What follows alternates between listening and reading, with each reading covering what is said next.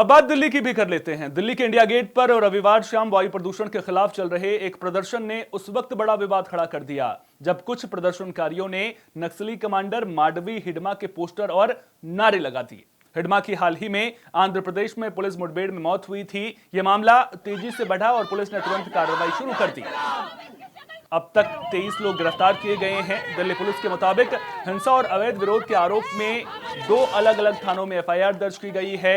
कर्तव्यपथ police station में दर्ज FIR में 6 पुरुष प्रदर्शनकारियों को गिरफ्तार किया गया। दूसरी एफआईआर पार्लियामेंट स्ट्रीट थाने में दर्ज की गई जिसमें 17 लोगों को गिरफ्तार किया गया।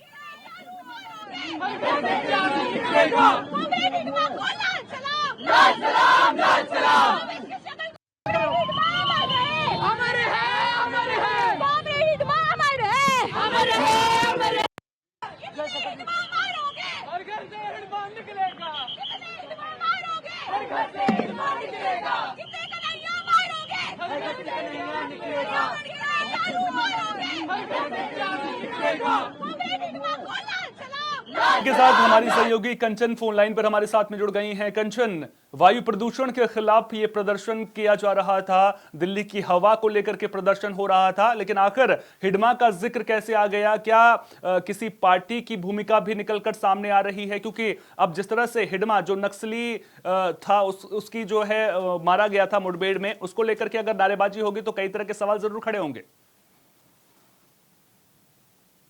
जी सोहन, बिल्कुल। देखिए, आपको बता दें, पिछले कई दिनों से जो है दिल्ली में पहले जंतर मंतर पर जो है प्रदूषण को लेकर विरोध प्रदर्शन हुआ था सरकार के अगेंस्ट में। फिर जो है इंडिया गेट पे ये प्रदर्शन होने लगा। हमने देखा रविवार की जो है देर शाम वायु प्रदूषण के खिलाफ धरना प्रदर्शन जो है वो किया जा रहा था, लेकिन वहां अचानक से जो है मोस्ट वांटेड नक्सली कमांडर मांडवी हिडंबा के पोस्टर लहराए गए। और ना केवल पोस्टर लहराए गए, उनकी तुलना जो है वो एक आदिवासी स्वतंत्रता सेनानी जिस्मा मुंडा से की गई। तो ऐसे में और क्या नाम है, बताया गया कि हिडंबा जो है जल जंगल जमीन के रखवाला उन्हें बताया गया। तमाम तरीके की उनकी तारीफें हुई और उनके फेवर में जो है वो नारे जो है वो लगाए गए, पोस्टर्स देखे गए।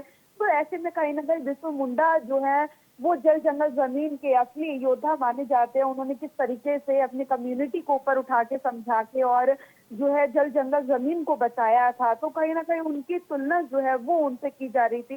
तो ऐसे में वायु प्रदूषण को लेकर प्रदर्शन तो वायु प्रदूषण को लेकर था, लेकिन ये जो है मुद्दा सोहन कहीं ना कहीं पूरा डाइवर्ट होता हुआ नजर आ रहा है। अब हमने देखा कि कई गिरफ्तारियां जो है लगातार पुलिस ने समझाने की कोशिश करी, लेकिन हमने देखा जो प्रदर्शनकारी है उन्होंने ही जो मिर्च जो चिली स्प्रे था वो पुलिस की आंखों में डाल दिया। तो आप अंदाजा लगा सकते हैं कि ये जो प्रदर्शन हो रहा था वो किस हद तक जो है आपस में भिड़ंत तक पहुंच गया था। तो ऐसे में पुलिस ने एफआईआर भी दर्ज की है, कई लोगों को अपनी गिरफ्त में भी लिया है और आगे की कार्रवाई भी पुलिस करेगी। जी सोहन, बहुत बहुत शुक्रिया कंचन, विस्तार पूर्वक जानकारी साझा करने के लिए।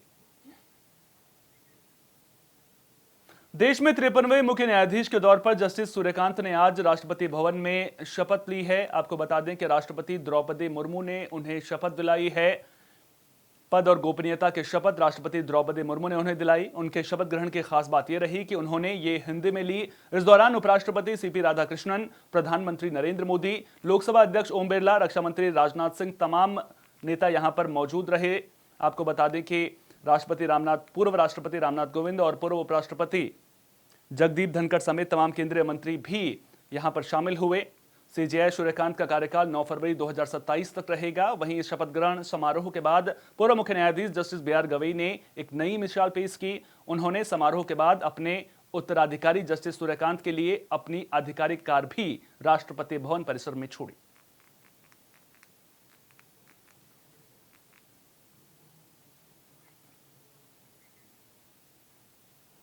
अब बात पाकिस्तान की भी कर लेते हैं। पाकिस्तान के पेशावर में सुबह फ्रंटियर कांस्टेबुलरी मुख्यालय पर हुए 2 आत्मघाती हमले में 6 लोग मारे गए, जिनमें 3 कमांडो और 3 हमलावर शामिल हैं। कई लोग घायल भी हुए हैं। अधिकारियों के मुताबिक हमलावरों ने गोलियों और आत्मघाती हमलों के जरिए इस दफ्तर को निशाना बनाया, जिसके बाद बड़े स्तर पर सिक्योरिटी ऑपरेशन चलाया। हमला सुबह करीब 8 बजे शुरू हुआ। बताया जाता है कि पैरामिलिट्री इमारत के मुख्य गेट पर 2 धमाके हुए। इसके तुरंत बाद हथियारबंद हमलावर अंदर घुस गए और सुरक्षा कर्मियों से उनकी मुठभेड़ हुई। एफसी कमांडो और पुलिस ने जवाबी कार्रवाई में कैंपस के अंदर 3 हमलावरों को मार गिराया।